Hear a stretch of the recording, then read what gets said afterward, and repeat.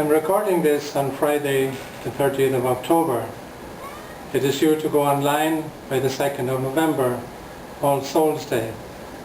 But I'm hoping by that time that this recording will be out of date.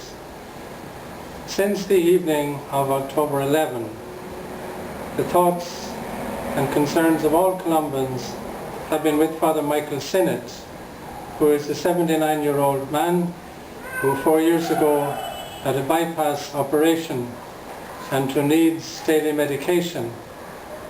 On the evening of October 11, a Sunday, he was walking up and down within the grounds of the Columban House in Pagadian, along a footpath that maybe is 20 meters long between the house and the gate, taking his daily exercise after his supper.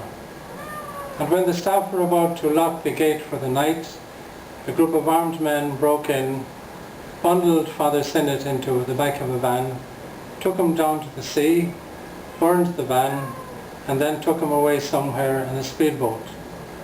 And we have not seen him since, nor have we any direct word of his whereabouts. But as I speak now, I am hopeful and praying that within the next couple of days, Father Michael will be back with us and that he will be in good health, despite almost 3 weeks of captivity, probably in very primitive circumstances. Father Sinnott is another reminder to us Columbans of what a missionary is called to be, a follower of Jesus Christ, sometimes literally carrying the cross. And I'm sure the last thing on Father Sinnott's mind on the evening of Sunday, October 11, was that he would be abducted, that he would be headline news around the world, especially in the Philippines and in Ireland, the following day, and that people all over the world would be praying for him. I have known him since 1966, when he was assigned to our seminary in Ireland after spending 9 years in Mindanao. And I still remember vividly the very first words he spoke in his very first class in September of 1966. I wish I were back in the Philippines. And he got his wish 10 years later when he was reassigned to Mindanao, and he has been there ever since, except for some years in Manila when he was our Vice Director for the region of the Philippines. In 1998, Father Michael started Hango Kabataan, a foundation, the name of which means reaching out to or embracing the children. And it is a school for children with disabilities. Some, for example, are autistic, some are deaf, some have learning disabilities, some have physical disabilities. And many of those, maybe most of them, would never have had a chance to go to school. But he has given them and their families, most of whom are poor, the opportunity for the children to get a good start in life, despite whatever disabilities they happen to have. And the school is open to people of every faith. The majority happen to be Catholics, but there are Christians of other denominations, and there are Muslim students there.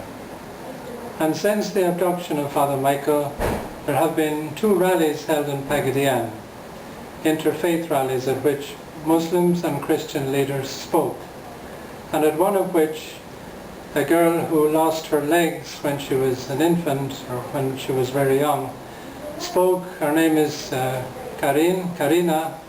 She spoke of how Father Sinnott had given her the opportunity to have a proper education and to get legs, and to get new legs as she grew up. The deaf students of Kabataan, of Hango Kabataan, have shown at one of the rallies they have expressed themselves as a kind of a choral sign language group.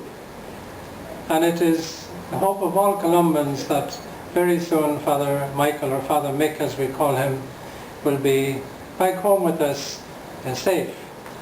But I've said to a number of my friends, if the kidnappers wanted to find the Columban of deepest faith and strongest faith in the Philippines, they have found him in Father Michael Sinnott. A man with great faith who spends much time in prayer before the Blessed Sacrament each day. A man of great commitment to those who have nothing. A man with a deep sense of justice, not the soapbox type of worker for justice, but one whose actions proclaim justice. And by founding Hangok Kabataan and enabling children with nothing to have an education, Father Michael is proclaiming that justice, as Pope Paul VI said, is an integral part of the gospel. The good news for the children of Hangok Kabataan is that they can learn to read, they can learn to write, they can learn to communicate, they can learn to walk, and they know that they are loved. They know through Father Sinnott and his staff that God loves them. And I pray that I will very soon have to make another recording, make another version of Pulong ng Editor to thank God for the safe release of Father Michael Sinnott. But meantime, in the name of all Columbans, I thank all of you who have been praying so ardently for his release. And I pray that, God willing, this December, it's either December 17 or December 19, when he will celebrate his 80th birthday, and on December 21, he will celebrate the 55th anniversary of his ordination to the priesthood. So I thank God for the example of Father Michael Sinnott, an outstanding Columban priest. And I pray that his story and his life will encourage many young men here in the Philippines and elsewhere to consider that perhaps God is calling them also to follow in the footsteps of Jesus Christ right to Calvary, as he has called Father Sinnott to do.